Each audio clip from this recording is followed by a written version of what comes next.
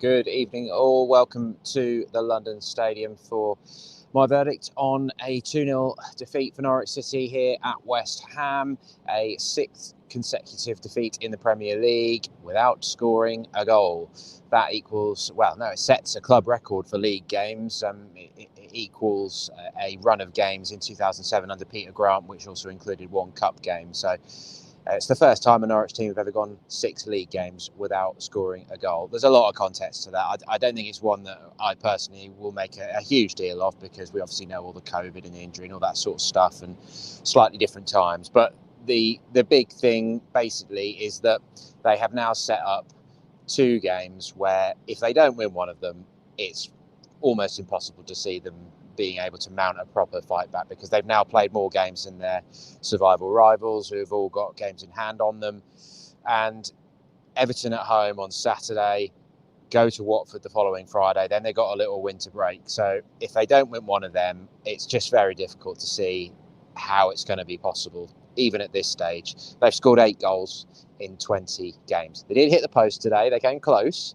So that's a slight improvement. And I think overall, a slightly better performance.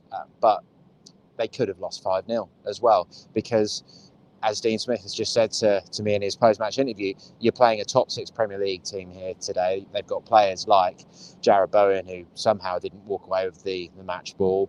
Declan Rice, of course, is a top-class midfielder. Lucas Fabianski, a very good goalkeeper, who's making his 300th Premier League appearance tonight, and he was the man that tipped the Adam Eder shot onto the post. So this one in isolation was a very, very small step forward. But I wouldn't say we're exactly heading into the Everton game relishing that one now and thinking the real Norwich City are back, here we go. But it was slightly better, but still could have been a horrible scoreline. If Eder had scored that, it would have equalised in the first half. That would have been 68th minute, 1-1. So then things could have been very different. But equally, Bowen had a goal disallowed for offside. He'd hit the post, he'd hit the bar. Michail Antonio also sort of clipped the crossbar later on. So I think we're all impressed by how well West Ham are doing under David Moyes, aren't we? And they probably didn't need to hit top gear to get past Norwich today, but they just put the ball out wide all the time, and that pushed Rashica and Poeta, who were the wingers, back, forced them to have to try and help the fullbacks, and they just pinned Norwich back all the time. And in terms of the stats, they had 61% of possession, 13 shots and 5 on target. Norwich had 7 and 3 on target, and I think it was 11 corners for West Ham as well. So not the most enjoyable from a Norwich point of view, but I suppose you can clutch at a few straws. Man of the match I will give to Eder, not just because of that shot, but I felt like that was probably his best performance for a while in terms of his build-up play and just being more involved and causing problems, teasing his markers a couple of times and getting into space, getting a few crosses in. As Dean Smith just pointed out as well, there were a couple of times when he didn't pull the trigger when he probably could have done. So that probably comes back to his confidence, doesn't it? And being having that ruthless element to things. He was paired up front with Pukki tonight. 7 changes from the team that played on Sunday. So it's Tim Krul in goal again. Max Aarons came back in at right back. Brandon Williams started again at left back. Grant Hanley kept his place. Ben Gibson came back in alongside him. It was a 4-4-2 pretty much. Lise Malou and McLean were the midfield too, but I wouldn't say they had a great impact on the game at all, because, as I said, West Ham just were bypassing them a lot of the time, and they were battling and trying, but there wasn't much in terms of dictating play really from either of them. It was trying to defend the Norwich box, and I wouldn't say they did that particularly successfully. The one where Bowen hits the post, McLean just freezes, doesn't close down Fornals quickly enough, and it's only because of a good deflection from Brandon Williams to take that shot onto the post when it looked like he was going to score. And then, as I say, Eder and Pukki up front. So Smith made his changes fairly quickly as well. Between the 66th and 76th minute, he got them all on. Dowell, Jolis and Jonathan Rowe all came on, who signed his new contract yesterday to 2025 for Poeta, Rashica and Eder. And Dowell didn't really do a great deal. Jolis did plenty of running, and Rowe was pretty much on the fringes, to be honest. And the second goal comes from Eder, Rowe and Jolis, all trying to press high up the pitch, trying to charge towards the West Ham defenders and force a mistake. And West Ham are too good for that, frankly, and they just played past them. A quick, slick passing move. Arthur Masuaku has come off the bench. This is in the 86th minute. Just delays a little bit. Squeezes the cross past Max Aarons. It's initially cancelled out for offside by the officials on the pitch, but it goes to VAR. As soon as we see the first replay, it's one of those where we all look at each other in the press box and say, this is going to get given. And basically, Max had stretched to try and block it, and then that means his toe is the furthest thing forward. And of course, you score with your foot. So that is very much a part of your body which is active. And then once they drew the VAR lines, it was pretty clear that he was playing Bowen onside, and he managed to sort of hook the ball in past Tim Krul. So yeah, I'll give Eden my man of the match. Him and Krul could both have to have a 7.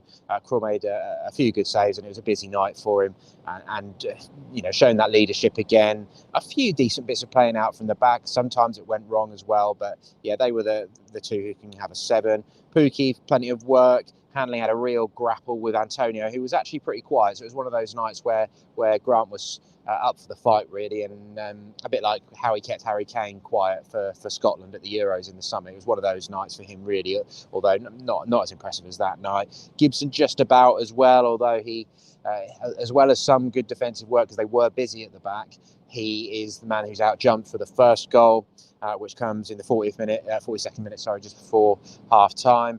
It's a bit of a fortuitous goal. Aaron Cresswell puts in a cross from the left, which goes past everyone, but Vladimir Soufal keeps it alive and just dinks it towards the near post, just over Brandon Williams. Gibson hasn't read it. Bowen has reacted before him and then just nods it past Tim Krul for the opener. Krul had also made a really good save from Bowen in just the second minute, so that really could have opened the floodgates if that one had gone in. So, yes, otherwise, Pochetta maybe just about a 6. Williams, thanks to that important block on Bowen, I think I can just about give him a 6.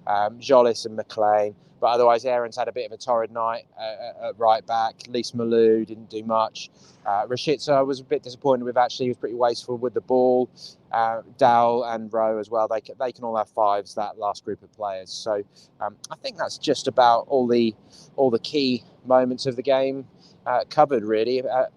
We didn't travel here with much hope, did we, that Norwich were going to get something? And on paper, people will look at a 2-0 defeat at West Ham and think that's not that bad in the position that Norwich are in. But as I said, it could have been 4 or 5-0 quite easily if West Ham had just been a little bit more clinical. But in terms of the overall performance, there are some strands of hope for Dean Smith to cling on to. But again, as I said, if they don't get a win against Everton or Watford in the next 2 games, then it's very much into miracle territory there, because they've still got lots of difficult games, haven't they? They've got Man City coming to Carrow Road next month. They go to Liverpool as well next month. So, yeah, if the fight back's going to happen, then the little bit of groundwork that was laid tonight has got to be built on significantly in the next few days in training. Just to finish on, I did press Smith about Todd Cantwell, because he wasn't involved again tonight, and of course everyone starts talking about transfers again. He says that although at the press conference yesterday he'd said he hoped that Todd would be training yesterday, because the press conference is ahead of training, that didn't happen in the end. Todd was still feeling under the weather. He did go into training today and had a fitness session, but they decided not to take him down on the bus with them. So whether that's COVID or just flu symptoms or whatever, they decided they didn't want him on the bus, was essentially what he said. I went back with that to Smith, because I know that it's something that's got people talking online, and pressed him on it and said, so people that are talking about transfer stuff in the background, that's not having any effect here. And I think the answer was he was genuinely under the weather. So that is what the head coach of Norwich City has said about it. So he's now been asked about it 3 or 4 times. So if people don't want to believe that, then that's up to them, isn't it? We shall see how that develops. But we haven't heard anything new on transfers in terms of Todd yet. There was a good element to that as well. Josh Sargent wasn't involved tonight, but that was for a good reason, thankfully. His wife gave birth yesterday, so Josh missed this game. But Smith expects him to be back on Saturday, and he is expecting Todd to train tomorrow and Friday, with Everton in mind, and at this early stage is hoping that he will be in contention for that game. I'll leave it there. Thank you very much for watching. We're going to head home. Let me know what you think of the current situation in the comments below, and of course head over to Pink and Plus for all the post-match reaction and analysis.